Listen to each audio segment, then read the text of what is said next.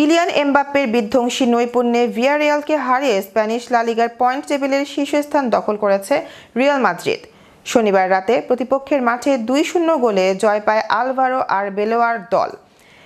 এই জয়ের ফলে 21 ম্যাচে 16 জয় ও 3 ড্রয়ে 51 পয়েন্ট নিয়ে চিরপ্রতিদ্বন্দ্বী বার্সেলোনাকে হটিয়ে শীর্ষে উঠে এলো লস ব্লাঙ্কোসরা। বর্তমানে বার্সেলোনার চেয়ে 2 পয়েন্টে এগিয়ে থাকলেও শিরোপাধারীরা অবশ্য একটি ম্যাচ কম খেলেছে।